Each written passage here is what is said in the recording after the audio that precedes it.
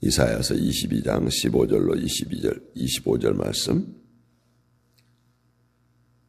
같이 읽겠습니다. 주 만군의 여호와께서 이르시되 너는 가서 그 국고를 맡은 왕국 맡은 자 셈나를 보고 이르기를 내가 여기와 무슨 관계가 있느냐 여기에 누가 있기에 여기서 너를 위하여 묘시를 받느냐 높은 곳에 자기를 위하여 묘시를 받고 반석에 자기를 위하여 처소를 쪼아내었도다. 나 여호와가 너를 단단히 결박하고 장사같이 세게 던지되 반드시 너를 모질게 감싸서 곰같이 광막한 곳에 던질 것이라. 주인의 집에 수치를 끼치는 너여 내가 그곳에서 죽겠고 내 영광의 수레도 거기에 있으리라. 내가 너를 내 관직에서 쫓아내며 내 주위에서 낮추리니 그날에 내가 hil기야의 아들 내 종 엘리야김을 불러 내 옷을 그에게 입히며 내 띠를 그에게 띄워 힘있게 하고 내 정권을 그의 손에 맡기리니 그가 예루살렘 주민과 유다의 집의 아버지가 될 것이며 내가 또 다윗의 집 열쇠를 그의 어깨에 두리니 그가 열면 닫을 자가 없겠고 닫으면 열 자가 없으리라. 못이 단단한 곳에 박힘같이 그를 견고하게 하리니 그가 그의 아버지 집의 영광의 보좌가 될 것이요 그의 아버지 집의 모든 영광이 그 위에 걸리리니 그 후손과 족속되는 각 작은 그릇 곧 종지로부터 모든 항아리까지니라. 만군의 여호와께서 이르시되 그날에는 단단한 곳에 박혔던 못이 사그리니 그 못이 부러져 떨어지므로 그 위에 걸린 물건이 부서지리라 하셨다 하라. 나 여호와의 말이니라. 아멘. 할렐루야.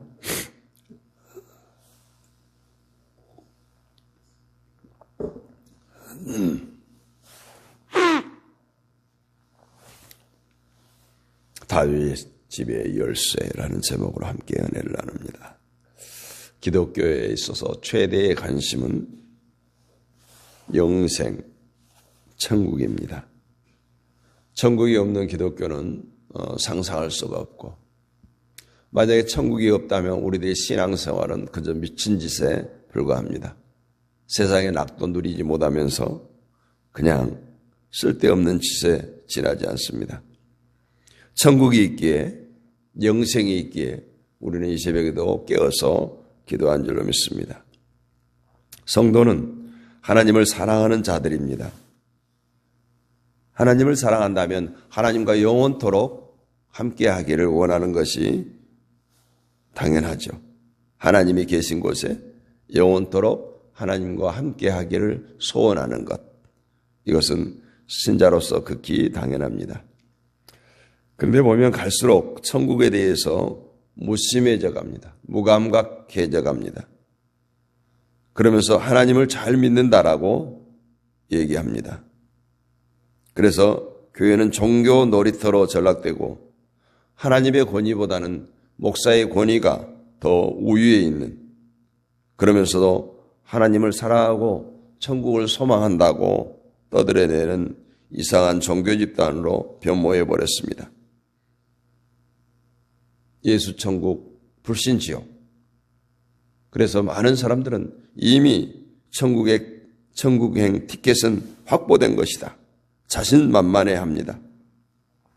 그들은 이제 남은 것은 누가 이 지상에서 하나님의 복을 더 많이 누르고 천국에서 더 상을 많이 받느냐, 이것이 문제지 천국에 가는 것은 걱정 없다라고 생각합니다. 그렇기 때문에 천국에 가는 문제에 대해서 전혀 심각하게 생각하지 않습니다. 교회 다니고 있고 예수를 믿는다고 하고 무엇이 문제냐? 천국의 심각성을 일축해 버립니다.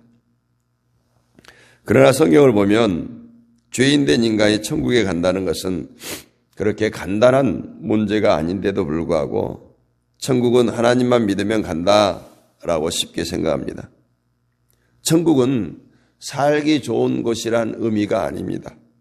천국이 우리에게 소망이 되는 것은 그곳에서 하나님과 함께, 예수님과 함께 하는 나라이기 때문에 그렇습니다. 죄인된 인간이 하나님과 함께 할 수 있는 것은 가슴 설레이는 일입니다. 다른 것은 다 잃어도 천국만 잃지 않는다면 괜찮다는 그런 담대한 믿음을 가지게 되는 것입니다. 천국의 문제를 간단하게 생각지 말라는 것은 천국은 하나님이 계시는 곳이고 우리는 죄인이기 때문에 그렇습니다. 죄인인 인간이 하나님이 계신 의의 나라, 천국에 들어간다는 것은 우리 인간의 편에서 보면 절대적으로 불가능한 일입니다. 확률 제로예요.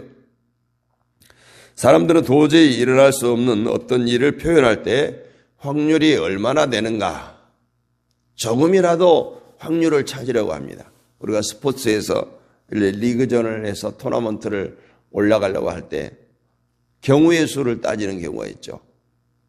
도저히 불가능한데 상대방이 다 지고 남은 경기를 우리가 어떻게 이기고 또 거기서도 득점을 많이 하고 그러면 올라갈 확률이 얼마만큼 있다. 작은 확률을 찾아내려고 합니다. 그러나 오늘 천국에 가는 일을 확률 제로라고 하는 것은 천국에 가는 것이 쉽지 않다라는 거예요. 죄인이 천국에 갈 수 있는 확률은 전혀 없다. 그래서 확률 제로라고 말하는 겁니다. 그럼 아무도 천국에 가지 못할까요? 그것은 아닙니다. 천국에 가는 사람은 분명히 있습니다. 죄인이 천국에 갈 가능성이 없다고 한 것은 인간에게 그런 가능성이 주어지지 않았다는 거예요. 천국은 우리 인간이 내가 문을 열고 들어간 것이 아니라 열어주어야만이 들어가는 나라예요. 그런데 아무나에게 열리지 않습니다. 때문에 중요한 것은 하늘문이 누구에게 열려지느냐, 누구에게 하늘문이 열려지는지 알아야 우리가 과연 천국에 들어갈 수 있는 자인가를 알 수 있습니다. 하나님은 천국에서 살 수 있는 사람과 살 수 없는 사람에 대해서 이스라엘을 내세워서 지금 계속해서 말씀하고 있습니다. 이스라엘이 광야에서 가나안 땅에 들어가지 못하고 멸망한 모습이 천국에 합당하지 않았기 때문에 그렇습니다. 홍해를 건너고 출애굽한 모든 이스라엘 백성들이 전부 광야에 가나안에 들어간 것이 아니었어요. 출애굽 1세대는 여호수아와 갈렙만이 들어갈 수 있었습니다.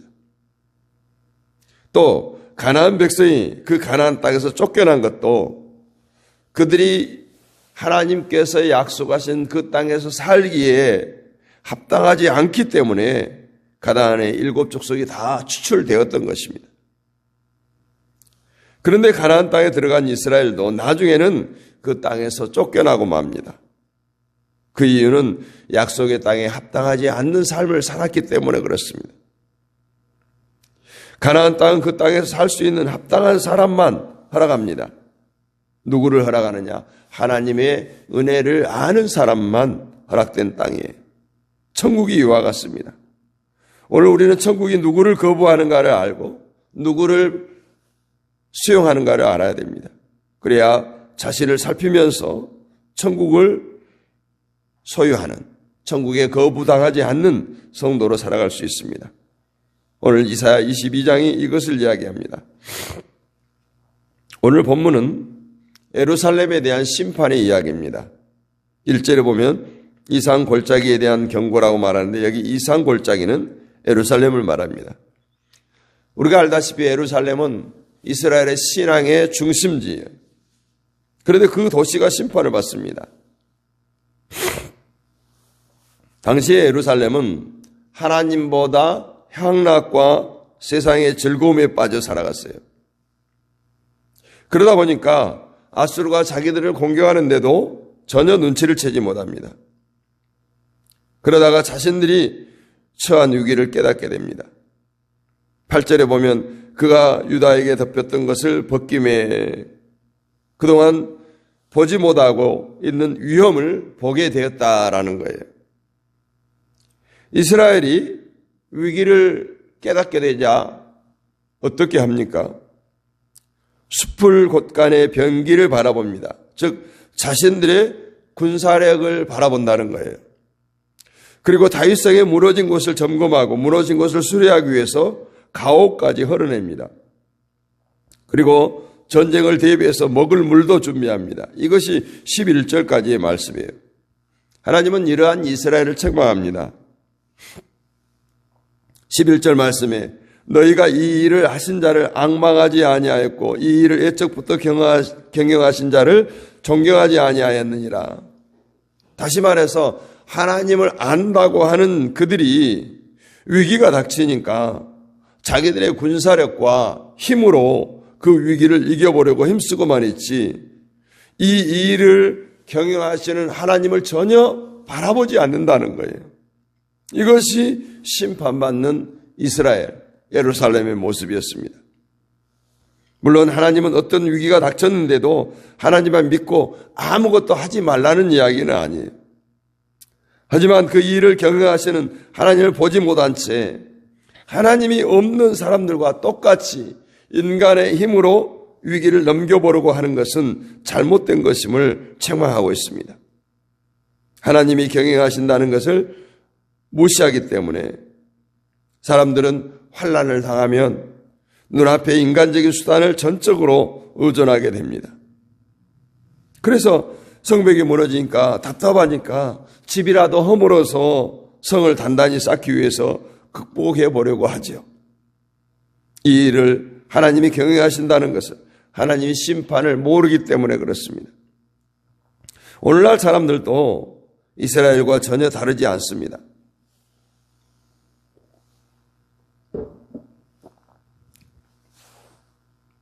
하나님을 보지 않고 살아요. 하나님이 이 세상을 경영한다는 사실을 깨닫지 못합니다.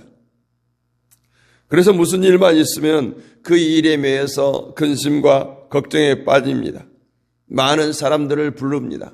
많은 사람들을 의지합니다.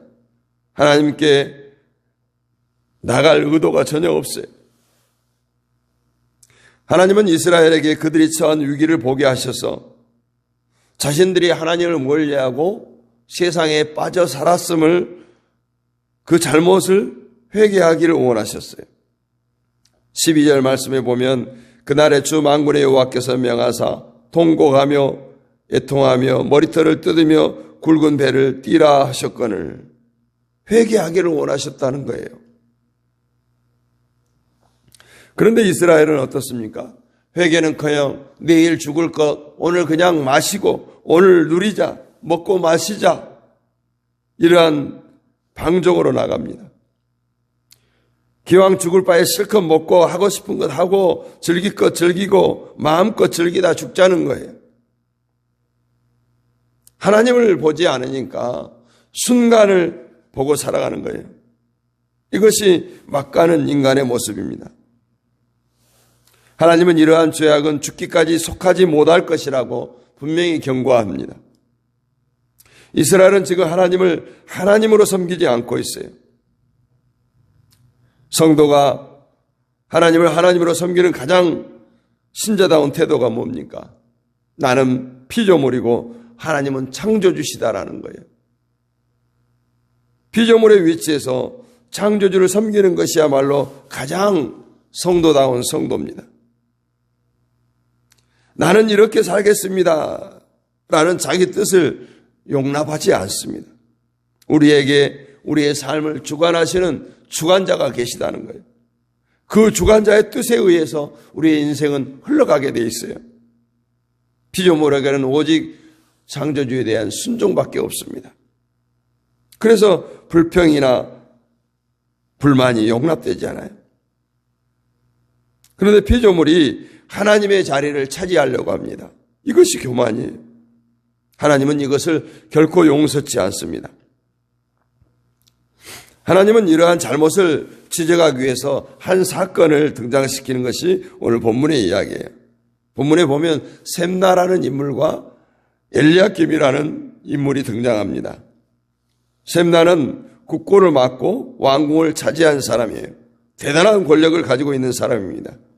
그런데 하나님은 그 사람을 쫓아내라고 합니다. 그 이유가 뭡니까? 그 왕들의 묘실이 있는 곳에 자기 묘실을 받고 자기의 자리를 만들었다는 거예요. 셈나는 묘실을 만들 수 없는 곳에 자기를 위해서 묘실을 팠다. 다시 말하면 자기 권력을 이용해서 부정을 저질렀다는 거예요. 왕족들만 묻히는 곳에 슬그머니 자기 묘실을 판 겁니다. 결국 셈나는 자기 권력을 믿고 자기를 위해 자신을 주관하는 주관자가 있다는 것을 무시해버린 것이에요. 다시 말하면 왕을 무시했어요. 그래서 하나님은 셈나를 쫓아내십니다. 이것이 바로 이스라엘의 모습이에요. 하나님은 셈나의 자리에 엘리야김을 앉힙니다.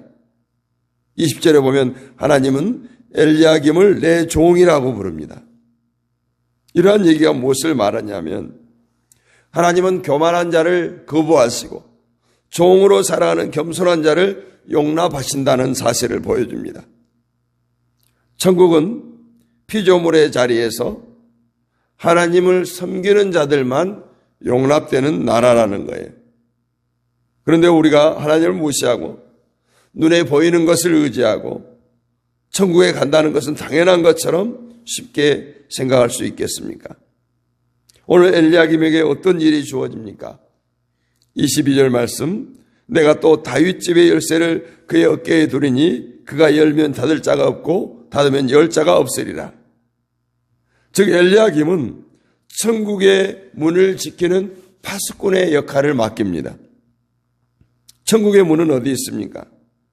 천국의 문은 감추어져 있습니다. 아무도 볼 수 없어요. 그래서 아무도 들어갈 수 없는 나라가 천국입니다. 천국의 문은 무엇입니까? 마태복음 7장에서 예수님은 천국의 문을 어떻게 말합니까? 좁은 문이라고 말합니다. 생명으로 인도하는 문은 좁고 협착하다고 말합니다. 그 좁은 문은 그리스도의 십자가입니다. 결국 지금 천국의 문은 그리스도의 십자가예요. 주님이 천국으로 들어가는 문입니다. 예수님은 내가 곧 길이요 진리요 생명이라고 하셨어요. 예수님에게 다윗 집의 열쇠가 주어져 있습니다. 천국은 예수님만이 열 수 있고 닫을 수 있는 아무도 그 일을 방해하지 못합니다. 그래서 천국에 들여보내주기 위해서 주님이 부르신 자를 항상 마귀는 방해합니다. 여러분이 이 기쁨을 누리기를 원합니다. 이러한 기쁨을 하나님을 바라보지 못하고 사는 사람이 어떻게 누릴 수가 있겠습니까? 천국은 감추어져 있어요. 그러나 그리스도 안에서 십자가를 체험한 사람들에게는 천국은 이미 우리에게 드러난 사실로 보여집니다. 그래서 그들은 오직 하나님을 신뢰하고 살아갑니다. 엘리야김이라는 인간이 다윗 집의 열쇠를 받은 것이 아니야. 엘리야김도 나중에는 결국 교만에 빠지게 됩니다. 하나님은 누구든 종으로 사는 자에게, 하나님을 섬기는 자에게 다윗 집의 열쇠를 맡기십니다. 누가 하나님의 종의 모습을 보여줍니까? 바로 예수 그리스도입니다. 천국의 문은 다른 데 있지 않습니다. 우리가 십자가를 알고 하나님의 종으로 살아가는 그 자리가 바로 천국의 문입니다. 십자가의 정신으로 그리스도를 아는 마음으로 세상을 살아갈 때 여러분이 어디에 가든 어디에 머물든 그곳이 천국의 문이라는 사실을 잊지 마시기를 바랍니다. 그리스도를 아는 사람, 그리스도를 믿는 사람들만이 이 기쁨을 누릴 수가 있습니다. 천국은 우리 힘으로 가는 나라가 아니에요. 천국은 우리를 부르시고 문을 열어주시는 분이 있기 때문에 들어갈 수가 있습니다. 계시록에 보면 내가 너 문 밖에서 두드리느니 내가 내 마음의 문을 열면 내가 들어가고 하는 말씀처럼 예수님께서 날마다 우리의 마음 문을 두드리십니다. 우리가 마음 문을 열어주셔야 예수님이 들어오는 것처럼 천국은 예수님께서 열어주셔야 우리가 들어갈 수 있는 것입니다.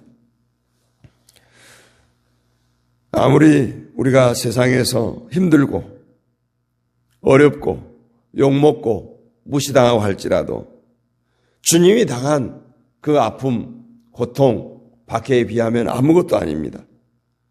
창조주신 주님이 피조물인 우리 인간에게 당한 것에 비할 수가 있겠습니까? 우리 성도들이 그리스도를 마음에 두고 산다면 못 이길 것이 없는데 우리는 자꾸 내 자신을, 내 힘을 마음에 두고 살기 때문에 힘들고 억울하고 상처를 입으며 살게 되는 것입니다. 오늘 또 그리스도를 바라보면서 언제나 겸손의 자리에서 천국의 열쇠를 소유하는 자로 살기를 원합니다. 어떤 일을 당하든 그 속에서 하나님의 뜻을 찾기를 원합니다. 그럴 때 여러분이 살아가는 그 자리가 바로 천국의 문이 될 것입니다.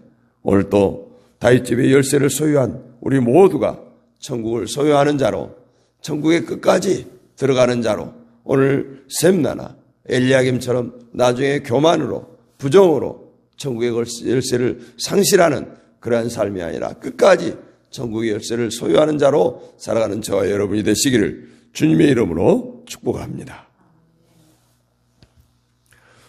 거룩하신 아버지 하나님, 은혜를 감사합니다. 오늘 또 우리들을 깨어 기도하게 하시고 주의 이름으로 모이게 하심을 감사합니다. 오늘 셈나와 엘리야김을 보면서 우리가 어떻게 살아야 할지, 정말 이 세상을 보면 그때 이스라엘 같은 그런 모습들이 많이 드러나고 있습니다. 우리는 누군가를 무시할 때도 있습니다. 나는 안 그런데 왜 저 사람은 저럴까? 정죄할 때도 있습니다.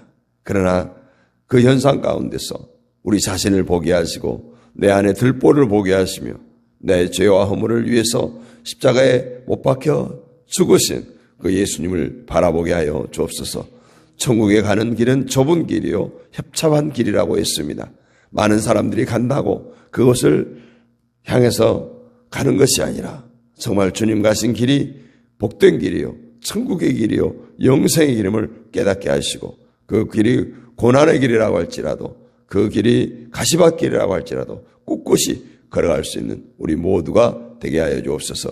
이제 오늘과 내일 2024년을 잘 마무리하게 하시고 우리의 삶의 현장, 가정, 직장, 사업장을 주님 지켜주시옵시고 허리에서 난 자녀 손들을 지켜주옵소서. 오늘도 깨어 기도하는 모든 주의 백성들을 축복하여 주옵소서. 믿사옵고 살아계신 우리 주 예수 그리스도의 이름으로 감사하고 기도하옵나이다. 아멘. 하늘에 계신 우리 아버지의 이름을 거룩하게 하시며 아버지의 나라가 오게 하시며 아버지의 뜻이 하늘에서 같이 땅에서도 이루어지게 하소서. 오늘 우리에게 일용할 양식을 주시고 우리가 우리에게 잘못한 사람을 용서해 준 것 같이 우리 죄를 용서해 주시고 우리를 시험에 빠지지 않게 하시고 악에서 구하소서. 나라와 권능과 영광이 영원히 아버지의 것입니다. 아멘.